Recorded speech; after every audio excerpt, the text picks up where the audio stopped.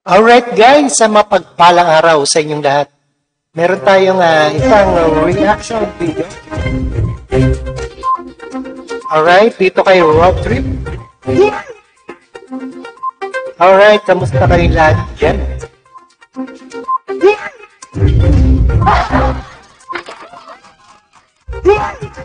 Alright, VP Sara, masama ang loob sa pagigipit sa OBP exec ilang satellite offices posibleng isara.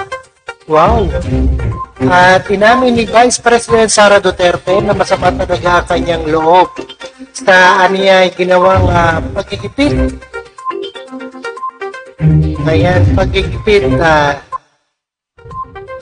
sa kamera sa mga opisyal ng Office of the Vice President. Ayan, sa gitna ng sa gitna ng mga pandinig.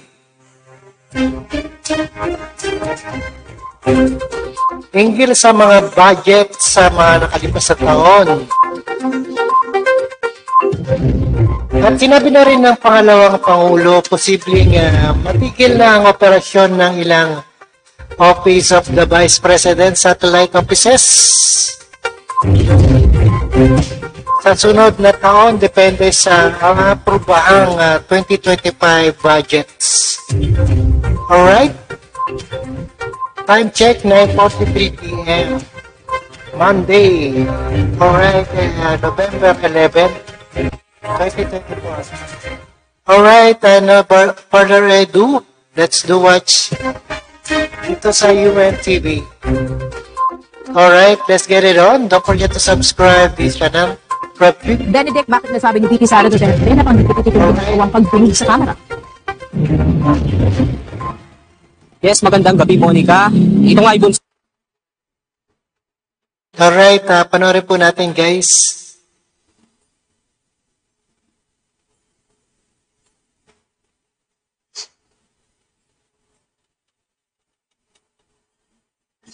Benedict, bakit nasabi ni VP Sara Duterte na panggigipit itong ginagawang pagdinig sa kamera? Yes, magandang gabi, Monica. Ito nga ibunsod na may ilang mga tauhan na ng Office of the Vice President yung nadadamay sa issue. Pagpasok pa lang niya sa politika ay inanda na ni Vice President Sara Duterte ang kanyang loob sa mga batikos na maaari niyang matanggap. Ngunit ang ikinasasamahan niya ng kanyang loob ay ang nangyayari umanong panggigipit sa mga executive ng Office of the Vice President. Sinisira lang nila na sinisira yung institusyon, yung integrity ng dignity ng institusyon ng Office of the Vice President, and of course yung mga pangalan ng mga ordinary employees. Doon masakit ang loob ko kasi mga ordinary employees lang ito sila. I mean, sa akin, wala. Ayan po ang hinanakit ni Vice President Sara Duterte. Problema na sirain niyo ang pangalan mo. Kasi nung pumasok ako sa politika, expected naman siya talaga yun na, diba? Sa politika, siraan talaga yun. Sisirain mo ang kalaban mo, magmukha kang malinis, magmukha kang mabait. Ganun lang yung usual na strategy. Ayon pa sa Vice Presidente, suportado na kung anuman ang sabihin ng mga OVP staff na dumalo sa pagdinig sa House of Representatives. Sa naganap na press conference sa Bacolod City kanina, sinagot din ng Vice Presidente ang issue patungkol sa travel order ng ilang tauhan ng kanyang opisina. Merong isa pumunta ng Cebu at merong isa his trip was not for a anniversary. Ang trip niya is to Caraga, preparing for possible typhoon sa December kasi usually Mindanao, December yung bagyo. The other two, yes, Thanksgiving ang kanila, yung isa Bukidnon ng area.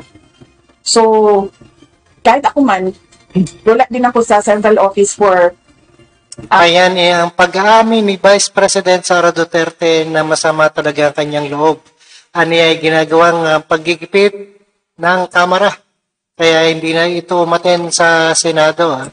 November 16 kasi tuloy-tuloy na yung mga Thanksgiving activities ng iba't ibang satellite offices. Busy ang Office of the Vice President ngayon.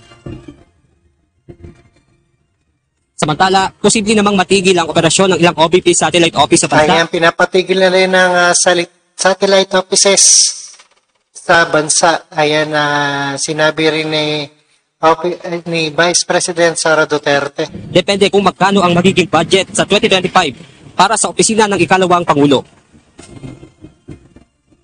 So, yes, nasisayangan din kami. Pero tingnan natin, sir, kung ano yung kalabasan na budget ng Office of the Vice President, and then we work around it and see what projects we still can do by January 2020. Monica, kanina sa sinagawa nga ring press con ay sinabi ni VP Sara na wala pa silang napipili na kapalit ng nag-resign nga na OVP spokesperson na si Attorney Michael Powa. At Kaya kukuha pa sila ng spokesperson ng Vice President. yan ang ating update mula sa Caloocan City. Balik sa inyo dyan, Monica. Alright guys, napakinggan at napanood po natin dito sa update natin na masama talaga ang loob ni VP Sara. Alright? At maraming salamat sa panonood at pakikinig dito kay Road Trip. And see us again sa ating reaction video. Alright guys, thank you so much and peace out. Don't forget to subscribe this channel, Road Trip. Alright?